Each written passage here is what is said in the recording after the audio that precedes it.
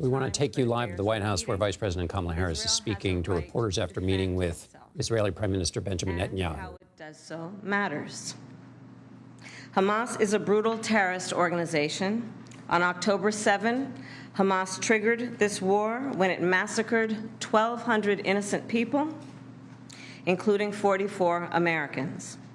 Hamas has committed horrific acts of sexual violence and took 250 hostages. There are American citizens who remain captive in Gaza.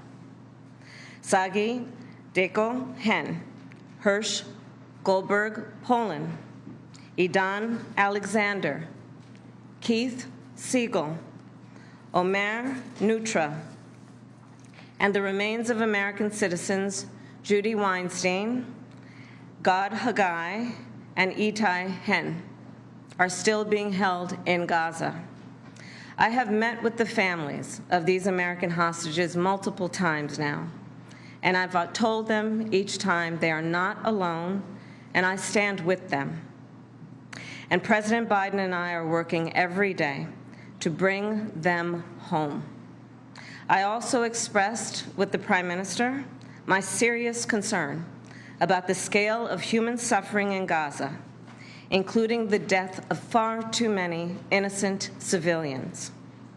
And I made clear my serious concern about the dire humanitarian situation there, with over 2 million people facing high levels of food insecurity, and 500,000 people facing catastrophic levels of acute food insecurity. What has happened in Gaza over the past 9 months is devastating. The images of dead children and desperate, hungry people fleeing for safety, sometimes displaced for the second, third, or fourth time. We cannot look away in the face of these tragedies. We cannot allow ourselves to become numb to the suffering, and I will not be silent. Thanks to the leadership of our President, Joe Biden, there is a deal on the table for a ceasefire and a hostage deal. And it is important that we recall what the deal involves. The first phase of the deal would bring about a full ceasefire, including a withdrawal of the Israeli military from population centers in Gaza. In the second phase, the Israeli military would withdraw from Gaza entirely, and it would lead to a permanent end to the hostilities. It is time for this war to end, and end in a way where Israel is secure, all the hostages are released, the suffering of Palestinians in Gaza ends, and the Palestinian people can exercise their right to freedom, dignity, and self-determination. There has been hopeful movement in the talks to secure an agreement on this deal. And as I just told Prime Minister Netanyahu, it is time to get this deal done. So to everyone who has been calling for a ceasefire, and to everyone who yearns for peace, I see you and I hear you. Let's get the deal done so we can get a ceasefire to end the war.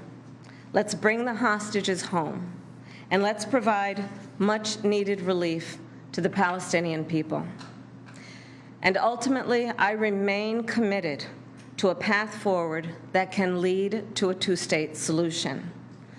And I know right now it is hard to conceive of that prospect, but a two-state solution is the only path that ensures Israel remains a secure, Jewish, and democratic state, and one that ensures Palestinians can finally realize the freedom, security, and prosperity that they rightly deserve. And I will close with this then. It is important for the American people to remember the war in Gaza is not a binary issue. However, too often the conversation is binary, when the reality is anything but. So I ask my fellow Americans to help encourage efforts to acknowledge the complexity, the nuance, and the history of the region. Let us all condemn terrorism and violence. Let us all do what we can to prevent the suffering of innocent civilians, and let us condemn anti-Semitism, Islamophobia, and hate of any kind. And let us work to unite our country. I thank you. Madam Vice President, after your meeting, are you... Vice President Kamala Harris not taking questions from reporters. She was speaking after meeting with Israeli Prime Minister Benjamin Netanyahu. The Vice President, you heard there at the end, speaking about the complexity of the issue, that saying it is not a binary issue and that Americans need to acknowledge the complexity. She tried to do that in her remarks as well, calling out Hamas for its horrific attack on the 7th of October, but also saying to those who are concerned about the bloodshed, violence, and refugees in Gaza, I see you and I hear you. Also, the vice president there speaking in concert with the president's policy of supporting a two-state solution after the peace deal, should one come about at the end of this conflict, after a multi-stage ceasefire deal that the president has put forward. If that were to come to be, she supports a two-state solution. That is not something that the Prime Minister of Israel has supported, Benjamin Netanyahu. And this, of course, all in the new reality of American politics, where the vice president is not just speaking now as a member of the administration, but as the likely Democratic nominee.